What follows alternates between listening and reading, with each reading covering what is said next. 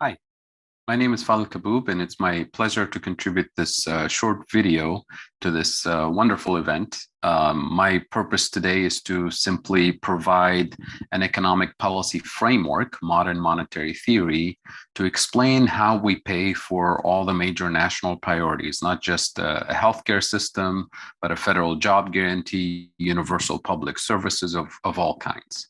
And the key message that I want to deliver here is that this is something that the federal government can do, and this is something that states, municipalities, local government offices cannot finance. They can logistically organize the delivery of these services, but they can't have the finances necessary, but the federal government does. So what is MMT? How do we pay for all of these national priorities? And the starting point here is that we can afford all of these national priorities. And I always want to think of these national priorities that we can afford in the US. We can pay for all these things without bankrupting the country, without causing inflation, without any of the scare mongering, fear mongering that you frequently hear about Medicare for all or any of these universal services. So the first thing we need to deliver is universal public services, green infrastructure, Medicare for all, housing for all, education for all, childcare. All of these things, we can afford them without causing inflation, without bankrupting the country.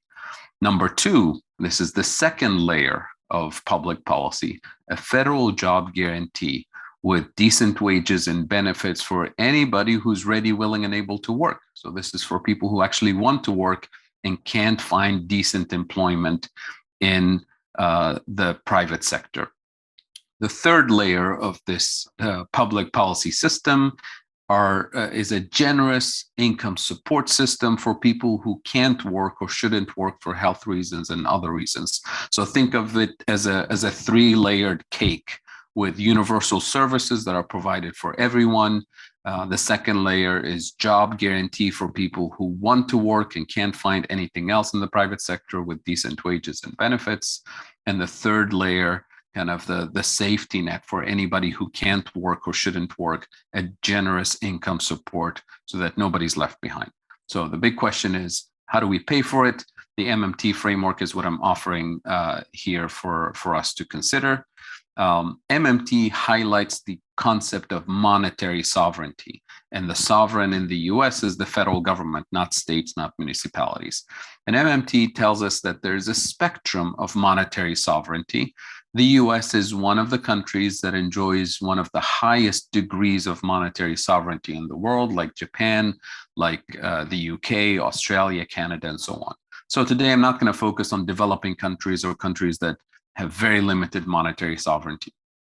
The key features of monetary sovereignty or a high degree of monetary sovereignty, we're talking about a federal government that issues its own currency, the dollar, taxes the public in the same national currency, the US dollar.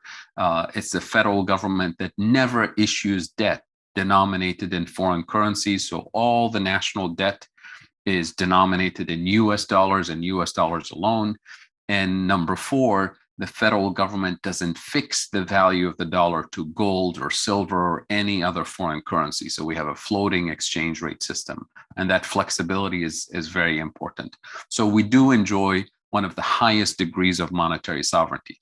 Now, does that mean we have unlimited spending capacity? We should print money left and right and spend on anything? Absolutely not. And I'll give you the constraints here in a minute. So the question is, how do we pay for these national priorities without causing inflation and so on? The ultimate constraint is inflation. So the mainstream perspective tells us that we should tax somebody or borrow from somebody in order to pay for these national programs. And once you're constrained by tax revenues and borrowing capacity, you've already canceled half your national priorities because you're not going to be able to generate enough tax revenues to prepay for all of these services, which is what states and municipalities must do. But the federal government has this additional spending capacity, that bright yellow space. That's not infinite, but it's much larger than what most people think. And it's constrained by that red bar the risk of inflation is what really limits how much the federal government can spend. So the big question for us becomes, what determines the risk of inflation? And for me, it's two things. The risk of inflation is determined by, number one, the productive capacity available to us, the logistics, the supply chains constraints. All of that tells us that if we hit that limit and the government decides to spend more, then we will have inflation.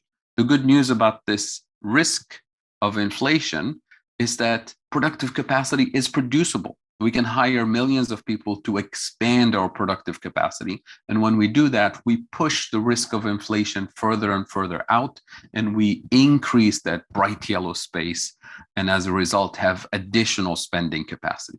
But that's only one side of the equation. The other side of the inflation risk is what I call abusive market power or price setting behavior. And here, think of your large corporations that dominate key markets in the economy. They raise prices simply because they can. Think of Wall Street, think of Big Pharma, think of your telecoms, think of price setters during the pandemic that we're seeing right now, oil and gas companies and so on. And that kind of inflation risk is not going to go away by spending less and not having Medicare for all and not having childcare for all. That risk of inflation can only be tamed and eliminated when we tax and regulate their market power out of existence. In other words, we democratize those markets, we make them more competitive, and universal healthcare is one of the key features of democratizing the healthcare system and taming and eliminating the abusive market power of pharmaceuticals and the healthcare industry in general. So once we know what to target in terms of where the lack of productive capacity is, where the abusive market power is, then we turn to our elected officials, the 535 people we sent to Washington, D.C. Their job is to spend strategically to expand productive capacity and to tax and regulate abusive market power out of existence. And now this becomes a question of democracy. Do we have a government of the people, by the people, for the people? Or do we have 535 elected officials in DC brought to you by super PACs, working for super PACs for the benefits of the price setters and the companies that dominate the system? And that's why this question of affording all of these national priorities is a question about inflation, and inflation is fundamentally a question about our productive capacity and corruption in the system. And now we can call their bluff when they say we can't afford it.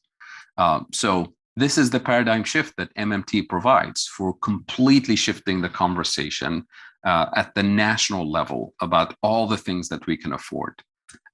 So to conclude here, we're facing a systemic crisis on multiple levels. We have a climate change crisis, inequality, poverty, socioeconomic exclusion, and injustice. And all of these crises call for bold and urgent policy action. The problem is that these gradualist and incrementalist policies that we've been pursuing are too weak, too slow, too expensive, and ineffective. They don't even work, both at the state and local level and at the national level. So bolder, more radical, transformative policies are possible, desirable, and affordable. And with that, I'm happy to answer any questions via social media or some other format. And I apologize I wasn't able to join you in this event for prior commitments. Thank you very much. Have a great day.